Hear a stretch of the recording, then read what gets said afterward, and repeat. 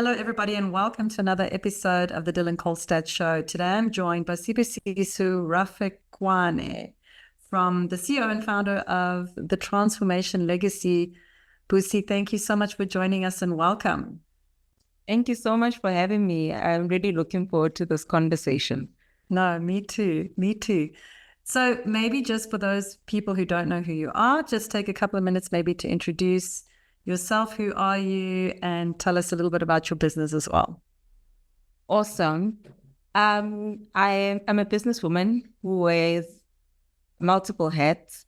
One of being the founder and CEO of the Transformation Legacy. I'm a mother, I'm a wife, I'm a life coach, and I'm also I consider myself a transformation catalyst whose role is really to influence the transformation in our economy by building and developing small businesses to grow and contribute meaningfully to the economy. That's amazing. And I definitely think that's something South Africa needs. I think almost every country needs that, but definitely that is something that South Africa needs, because I myself was and am a small business, and it is that, like, I can't even begin to start with how challenging it is being an entrepreneur. It is a constant learning curve, and you need all the help that you can get. Absolutely. And I mean, you've mentioned that you are an entrepreneur yourself. You understand the day-to-day challenges of running a business. And there's so many entrepreneurs out there who are just needing a bit of guidance, just knowing exactly how to run a business. Remember, a lot of people, when they start a business, it's because there's something that they really want to solve, or they are passionate about a specific industry or something in the industry that they want to contribute to. So a lot of the time, that doesn't guarantee you having business acumen. And that's where, we fit in as a Transformation Legacy in helping entrepreneurs to build up their business acumen, in contributing to their knowledge base, their skills, giving them the support they need to navigate the world of entrepreneurship and of building a business. But there is a conflict there, because often small businesses don't have the money to afford to pay for consulting services. So what do you do in a case like that? I suppose you just can't help everybody. In our offering as the Transformation Legacy, we've got different ways in which small businesses can access our services. We run enterprise and supply development programs. And when we do that, we usually partner with corporate organizations or government institutions or even international organizations who would then fully fund the programs that we run. So in that case, small businesses would then access those programs for free or for a nominal amount, which then creates more accessibility for those businesses to get the right skills that they need to build and grow successful businesses. And then we also have programs where small businesses can access directly. And what we've done is we've developed small business packages that are cost effective, that would be accessible to more SMEs. Yeah. So we looked at what is the minimum that we can actually do for a small business. And we put that into different packages.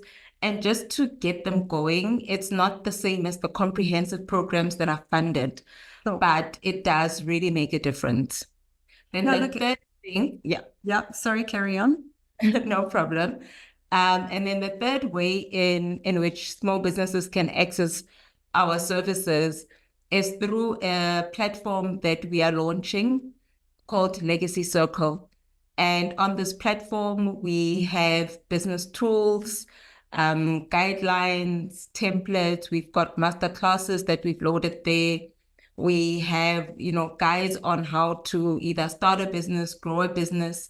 If you're at a stage where your business is mature and you want to, evolve your services or revive it and, so that it can grow again, we have also content for that. So what we've done is we've packaged different content for SMEs at different stages of their life cycle. And then what we usually do is, they've got access to different packages that are cost effective, really ensuring that no SME is left behind in terms of getting the help and guidance they need to build their business. I think that's amazing. You've definitely given it a lot of thought. When we started our company, we were also very much working with very small SMEs. But as we've grown as a company now, we find that the smaller SMEs can no longer afford our services. Yeah. So we actually give our smaller clients, we've just started giving our smaller clients to our sister company, which is the Digital Marketing Academy, where we train and do recruitment from. And so now the students at the Digital Marketing Academy are going to do the work for SMEs cheaper. But it is always for me a problem that as you grow bigger, as an agency at least, you start to lose sight of the thing that really motivated you, which was helping SMEs. But my team is expensive and I have to, obviously my costs have gone up. But so I love the name Transformation Legacy. There's so much in that name. And I think it really just sums up so beautifully what you stand for. The two words that you focus on are you've made into a brand name. Maybe just talk through where you came up with the name and what it means. Transformation Legacy really speaks to the purpose and vision of the company. Firstly, transformation is about creating positive change. Transformation is about growth, and it's also about evolution. And that's exactly what we're trying to do in the organization. We are really transforming the narrative around small businesses failing within the first few years of operation by recreating a new narrative of small businesses that thrive because they are in the right ecosystem that provides them the support they need for them to thrive. And legacy speaks to, creating lasting change and longevity. One of the things that we do in our programs is we focus a lot on long-term impact, not necessarily just growth where, we're just looking at growing this business and growing the margins, but we look at, are we helping this business have the right foundations for it to grow in the long term? So that's where the name legacy then comes in, where we're wanting to create long-term change. We're wanting to create a bit of longevity when it comes to small business success. And this name was really also inspired by one of the reasons why I started the Transformation Legacy in the first place. I was challenged by my dad, who, when I was really frustrated by the number of small businesses that I grew up knowing in the community and neighborhood where I grew up, where when I saw them failing and, some of them just struggling to survive, I used to speak to my dad about that. And one day he just challenged me to say, be the change that you want to see in the world. And that was in 2007. And fast forward to 2017, when I actually started the company, I remembered, that quote, because it really stayed with me. I wanted to be the change that I want to see. I wanted to help build businesses that will leave a meaningful legacy, businesses that can uplift communities, businesses that will contribute to the economy. So that's where the name came from. And what it means for me is just seeing a society where businesses are thriving, the business owners have the support they need, they've got resources they need, they operate in an ecosystem that is designed to see them flourish. And, where there's also equality in terms of access to this knowledge and access to participating in the mainstream economy, which is one of the things that we really want to see small businesses doing. So yeah, that's Yeah. No, I that's think where it it's comes from. amazing. When I started my company, luckily a friend of mine told me about an entrepreneur course that was happening at the Bandwidth Barn, and that was sponsored by the City of Cape Town. And I went on this little course and it opened my eyes. And I promise you, I wouldn't be here today if I hadn't done that course and actually upskilled myself a bit on what it means to be an entrepreneur. So I think that, you're like having that support, because as an entrepreneur, you have to wear so many hats. And I've personally nearly killed my business at least 2 or 3 times. We've nearly run out of money. My costs were too high. My income was too low. Like just trying to work it out and navigate it is hectic. So I'm so glad that you are there and that you're so passionate about this, and that, you can support willing entrepreneurs. So I assume, people who can't maybe afford any of your programs, even if they just have no money, they can read your articles, your blogs, and there's a lot of free resources. We also put a lot of free resources out, because a lot of people can't afford us anymore, but they still follow us because we give away a lot of tips and tools and templates and tricks, because we want to help them. I mean, it's that's my passion. It's your passion. But so you mentioned your dad. So he was also an entrepreneur, right? Yes, my dad was an entrepreneur himself, and I just grew up watching him run his business. In high school, I was doing a bit of bookkeeping in his business, so I got to learn, a little bit about entrepreneurship there.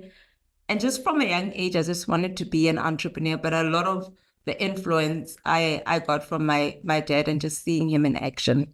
That's amazing. My dad also was an entrepreneur, and he also was a big inspiration for me.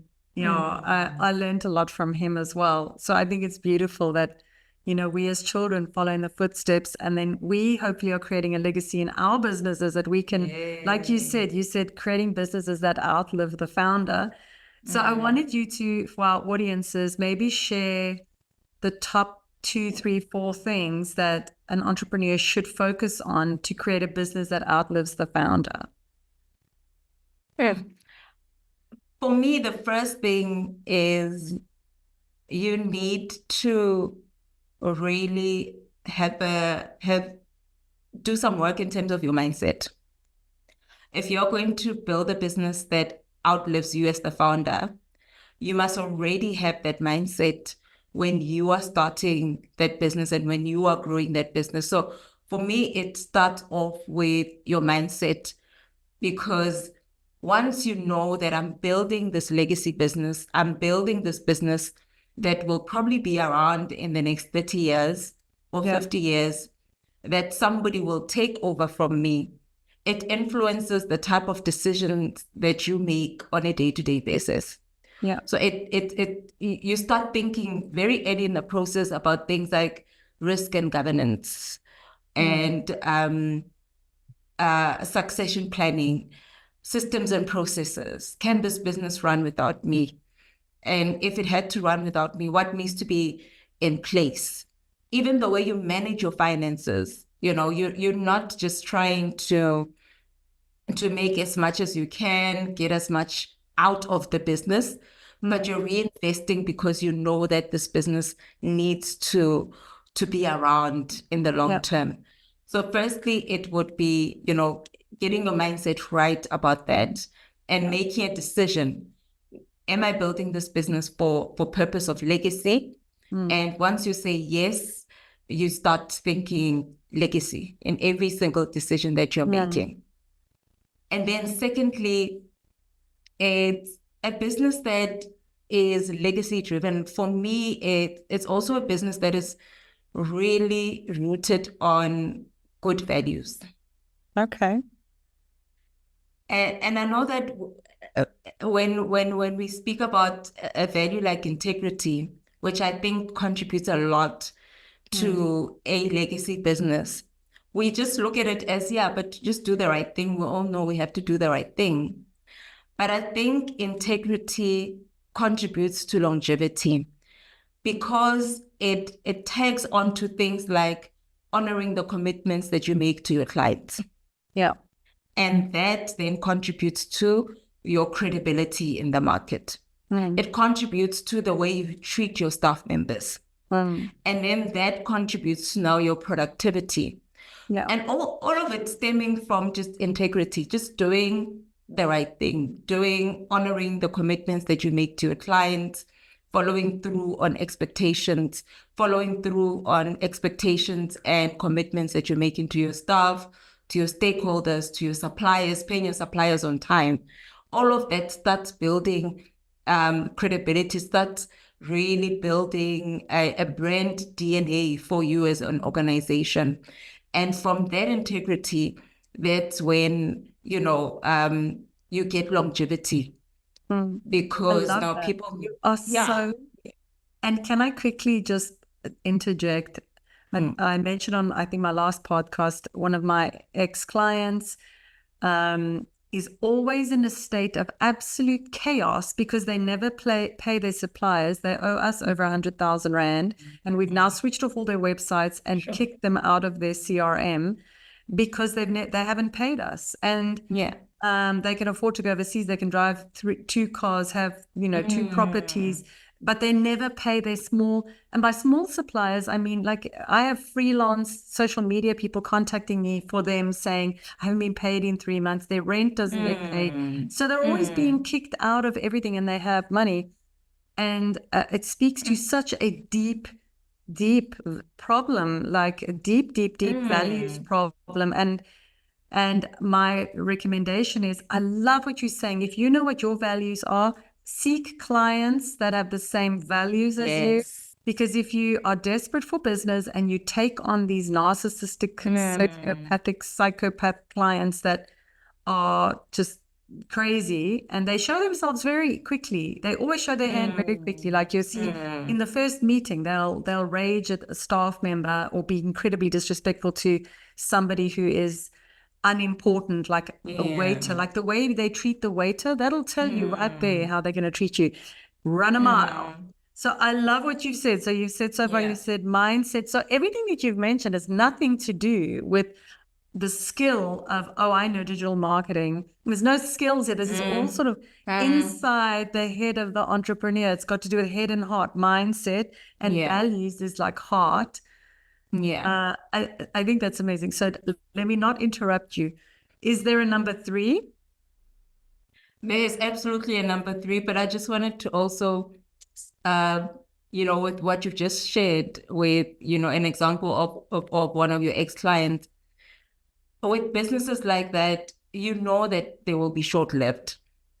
They'll be short-lived. So it's so important for us as small business owners to not find ourselves in situations where we do not honor our commitments because we're not going to last in business. So for me, that is always important. I think the third is having an ability to evolve with where the market is going, but also an ability to evolve in creating a direction for the market. So I think it's important to have both, right? So as small businesses, a lot of small businesses are always chasing behind where are the trends, where's the market going.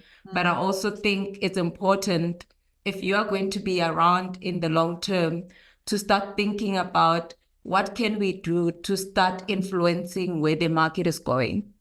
How do we become thought leaders in the market? How do we introduce new things that will shift the market? And it could be through a product. It could be through the way you run your operations, the way you manage your staff, the way you interact with your clients. It could be anything, but just starting to think about how can you be at the forefront of where the industry or market is going. And I think for me, those 3 things really contribute to the longevity of the business. You can always learn the skills. You can always get new skills in. But if these things are not at the center of your business, it may not be around in the long term. If it doesn't have, the integrity, you don't have the mindset, and if you're not willing to evolve, then it really puts the business at risk of not surviving. Yeah. I think that's amazing. We renovated our kitchen the other day. We had to, the old one, the house was just falling apart. And we put this new stove top in that's very fancy. Like it's got the vent on the inside. It sucks the air into the stove. And when we were installing it, the guy who sold it to us said that this company's gone out of business because the CEO was so successful. He bought a Lamborghini, he flew first class, he basically sucked all the money out of the business, and the business went bankrupt, and the business is no longer around. So these stoves are being serviced by somebody else now. But I was horrified that such incredible invention. Now the business is dead because the guy just sucked all the money out the business for and it's gone. He's left no legacy. It's gone. It's out of his hands now. So everything that you said has got to do with head in the mind, the right space, head in the right space. And then I think it has, so this is head and heart, and you've said mindset and decision making, the values, and constantly evolving and growing. And then over here, I think you've got the skills, learning how to, because I'm not naturally a finance person, I'm more creative.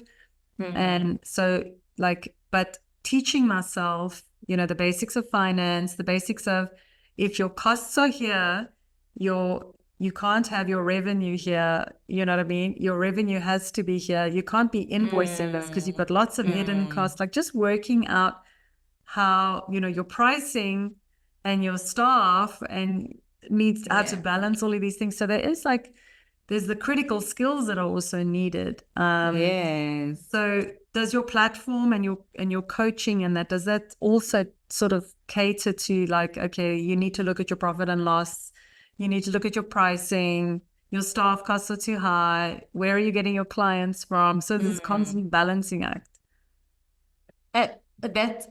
That's one of the things that we cover, and it's so critical. We've seen in the past that one of the areas where small businesses struggle is in the finance area. And that's because not everybody has a finance background. And when you go into business, you're not thinking what's going to be the profit margin and what are the nitty-gritties of my operational expenses that I need to take care of, or how do I, all those things are not things that you think about when you go into business. So what we do is we've got finance as one of the things that we cover through our finance mentorship and coaching. So we've got 3 types of mentorship and coaching. We've got business mentorship and coaching, finance mentorship and coaching, and technical mentorship and coaching. And the technical is for programs where we are taking in small businesses that are operating in an industry that is highly technical so that they get mentored through what is required in that specific industry. And then with the finance mentorship and coaching is always a core component of the programs that we run. And that's what we take entrepreneurs through. Just what are the basic processes that you need to have in place in terms of your finances? How do you do your costing and pricing so that you're profitable? And how do you manage your finances on a month-to-month basis? What type of reporting would you need to have? And in some cases, we also help them review these reports on a monthly basis just to give advice, practical advice that they can implement in their business.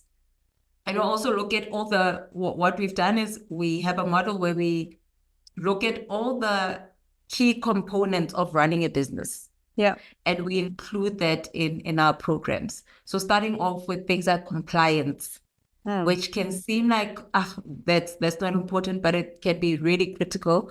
Compliance keeps your business in business. You have to be registered, you have to be paying your taxes, you have to comply with labor law and all these other legislations that are critical for a business to operate. So we tackle that. We also tackle strategy, which is important. We tackle personal mastery and self-leadership, because as an entrepreneur, you have to be effective as an individual for you to then be effective as the CEO or director in your business. So we want to make sure that, you are also developing, you're also growing, you're also learning to master yourself so that you can contribute to your business. We'll look at things like human resources, which is very important. How do you build up a team? How do you make sure that you've got the right team members? How do you build a culture? And all the critical components of human resources. We look at sales, marketing, developing systems and processes which will help keep the business going even when you're not there as the business owner, and just managing the operations. What do you need to have in place for you to manage your operations successfully?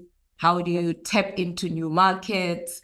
And how do you build up a long-term plan that will ensure that your business will last, So yeah, those are the things that we cover, just making sure that we touch on every single aspect and function that an SME would need to know. That's amazing. And I can already see some people running for the hills, because I think South Africans are very entrepreneurial, and every South African dreams of owning their own business. And I just want to say, you know what, you just start small and you will learn. You will learn and it will grow with time. And I always say your business is as big as you are on the inside. So if you are small, your business is the same size. But as you grow, and this growth comes through pain, you mentioned growth, personal growth, evolving. Like a lot of that I find comes through stress and pain. And it's just like, I've just come through a series, probably the last 6 months, I've been pushing a boulder up a hill, and then it got steeper. The last 3 months, it was basically vertical that I was carrying this boulder. Yeah, and then I literally last week, I got the boulder over the hill. I can feel it. The boulder's over the hill.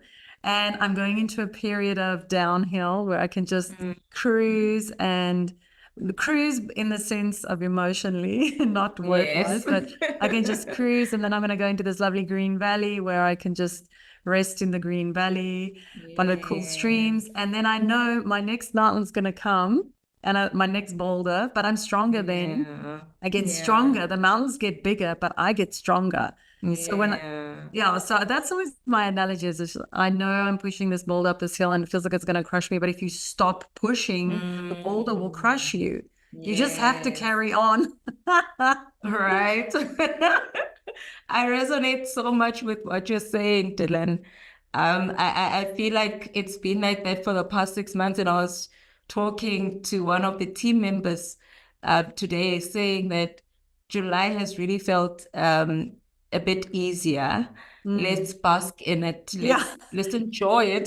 Let's enjoy it until the next uphill.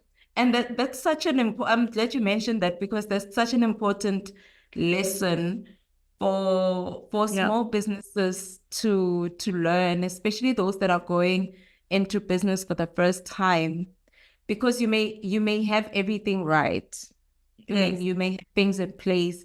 You may get a business coach and mentor and have the right support, but you will still need to climb that mountain. You still need to go uphill. You are still going to experience challenges, because that's what builds your resilience as an individual, as an entrepreneur, but also the resilience of the business. So I'm happy you mentioned that, because we think that once you get certain things right in business, then you're going to be immune to certain challenges, but that's not always the case. That's never the case. I realize that the bigger the business, the bigger the problems. As your business grows, your problems actually get bigger, much bigger. Like I've got clients who've got million-rand salary bills, and, so I sit there thinking, imagine you've got salary bills in the millions of rands. Like, imagine how stressful that is. You've got huge expenses, you've got to really deliver. But I think you grow into it. But I wanted to ask you a question. Like, I'm not a quitter. I've never been a quitter. I'm somebody who sticks it out long past my sell-by date. I sometimes stick it out long after I should have quit. I don't know why. It's maybe a good thing, but it's also a bad thing. But when is it okay to quit as an entrepreneur and say, this business isn't working, something is not right, product market fit me, I don't know. Like, when is it okay to quit? That is such a good question, because there's a lot of entrepreneurs that struggle with that. I know it myself as well. I'm not a quitter. Like, it's a strength and a weakness, because there should be certain things that you quit, you know, and sometimes you drag them along too longer than what they need to go on for. I think when your business or when what you're doing does not resonate with your purpose and values anymore. That's good. When it doesn't align with the essence of who you are anymore, I think that is good reason to quit. When it still aligns with your purpose, when it still aligns with your values and your essence, then you can relook at it and see, what can I change? What can I do differently? Do I bring somebody in to partner with me? How can we do things differently? Do I sell a bit of the shares or some of the equity to someone else so that we can, rebuild this business? Because it still speaks to your heart. But if it does not speak to your heart anymore, that's good. For me, don't drag it out. Yeah, don't drag it out. That's more important for me personally, to do work that is purpose-led. And if it doesn't align with my purpose anymore, then somebody else who is going to give it the heart that it needs must step into my shoes and run with it. Wow, I love it. That's amazing. I think you're spot on. You touched on something. So what are your big things for a business who's looking for a business partner? So when I started my business, I met this amazing guy, Michael Wimpy, and I constantly was asking him to join my business, and he was constantly saying, no, he's happy where he is. And then 5 years ago, out the blue, he said, okay, he's ready. And he joined my business, and we've been a powerhouse ever since then.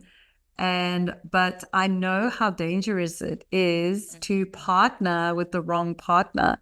I know many companies I've met many businesses where they said, oh, my partner screwed me over. Like, this is like a common thing out there. My partner screwed me over. So, so what are the big things that someone should look into when they're choosing a business partner? I think firstly, before you start looking for a business partner, you must have really almost cemented what you stand for and what the business stands for, cemented your values, the culture of the business, the DNA of the business before going and into partnership. I think some of the reasons why partnerships don't work is because people go into partnership too early before defining for themselves what this business should look like. And then they feel like they're now compromising what the business should look like. They're now compromising the values of the business, but it's because they were not well cemented before they looked for a partner. So for me, it's the first thing is to make sure that you cement the DNA of your business, understand what you are not willing to compromise on and what you are willing to compromise on. So if you understand that upfront, it informs the type of conversations that you have with your potential partner. Then the third is communicate upfront exactly what you are not willing to compromise on, so that if it's not the right partner, you can move right along. Yeah. In most cases, you're like, I've met this person, they're amazing, they're good at this is what they can bring to the business, they can help us to grow. And you're just so excited. And when you start working in that partnership, you can already start getting a feel that, okay, I'm having to compromise on this, that, and the other. And you don't communicate it because they're bringing in the results. And then after time, it gets to a point where you're like, okay, I can't compromise this anymore because it now goes against my values. But that's something that you didn't communicate earlier on. So I think the third thing is to make sure that you communicate it with your potential partner upfront. And if they don't tick all the boxes, don't try and make it fit. Yeah. Move right along to someone who will tick all the boxes and where also they are going to tick all their boxes. So both parties are happy with that partnership. Yeah. I think that's so key. So Michael is this and I am this, and together, like he does this and I do this, and like, and there's a bit of overlap as well, but we form like a perfect circle with his capabilities and my capabilities. But I think unconsciously, I co-worked with him for, 6 years as a supplier. He was my supplier, or he was working on other projects together. And I kind of tested him out over that time, if you think about it that way. Yeah. And then without realizing it, so that when he did join, I knew what I was getting. And I think that is so true, because there were, in the beginning when I started out, there were a lot of vultures sitting around trying to hop on the bandwagon. I don't know what it was, but in the very beginning, there were a lot of people, I think, who sensed my naivete and who sensed that I was going places, and sensed I didn't really know what I was doing, and I was still sensing everything out. And there were a lot of people saying, work with me, join with me, let's join forces, let's co-create something. And I always got this dark, heavy feeling. And eventually with time, I started to realize this is not right. And I couldn't articulate it maybe as clearly as you, that there wasn't a values match. I just got a very strange, dark, heavy feeling. And then I would ask myself, okay, where was the path of light? And I realized it was back there where I chose to start considering partnering with this person. And the longer you ignore it, the further you go down this road, the harder it is to actually say, look, no, I'm sorry. And then it becomes darker and darker and more confusing. And then it becomes harder and harder to say, actually, no. So the minute you get that feeling, I would say, just pull the plug. Yeah. Trust your gut, trust your instincts, and just, partner with people who have the right values and the same values. I think that is absolutely key. Busi, thank you so much. You've been absolutely amazing. I feel like there are so many questions that I want to ask you. Okay, so there is one question I'm going to ask you. What do you think? And I know that, look, I often tell my clients there's no silver bullet, there's no magic thing, that just one thing that works amazingly to make a business successful. But is there one thing that you've seen in successful businesses, or businesses that you are modeling that last and that outlast the founder? Is there that one thing that you can say is the thing? One of the things that come to mind, I know that it's hard to have that one thing, but I think in a small business, because a lot of the success lies with how you as the entrepreneur show up in your business. So my philosophy is, as an entrepreneur, you are the most valuable asset in the business, especially when the business is still growing and it's not at a point where it's independent of you as the founder. So when you are in that phase, you are the most valuable asset in the business. Oh, wow. So the question to ask yourself is that, how do I then increase my value as an entrepreneur? How do I increase my value? And that's through investing in yourself, investing in your knowledge around the business, investing in understanding yourself so that you can be an effective entrepreneur, and also just investing in understand your industry, understand where your industry is going to, how it's growing, and the trends in the industry. So all of that investment then contributes to your value, because through your value, then decisions are made through that value. Decisions are made through your knowledge. Decisions are made through your thinking. So when you increase your value as a business owner, then you can make some decisions that move the business forward, that ensure that it's sustainable. So for me, the one thing is to remember that you are the greatest asset in your business. And every single day, just think about, how am I adding to my own personal value so that the business can grow? I want to quickly look up Warren Buffett's statement about investing in yourself. Hold on, let me just quickly find it. He says the best investment you can make is an investment in yourself. The more you learn, the more you'll earn. And I think that's kind of what you're saying now, is like, as an entrepreneur, when you have to dedicate some time to learning. Yes. You can't just be working in and on the business the whole time. You have to be making sure that you are that market leader in your field. Even if it's just subscribing to Medium or Flipboard on an app on your phone, and every morning just flipping the top 10 articles on the topics that you follow, I think that is a really, really valid thing. And get the books, join Busi's program, book Busi and her team, to life coach you, to business coach you, and you will definitely have a business that outlasts you. Thank you, Busi, so much. I've learned a lot. You've been an inspiration, and thank you so much for your time. Thank you so much for having me here. I've enjoyed the conversation, and I look forward to even more conversations outside of this. I think your story is also very interesting, and I've seen what you've built. So looking forward to engaging with you beyond this. Thank you, Busi. And thank you to our viewers, and we look forward to seeing you next time. Bye-bye. Awesome. Thank you. Bye-bye. That was amazing.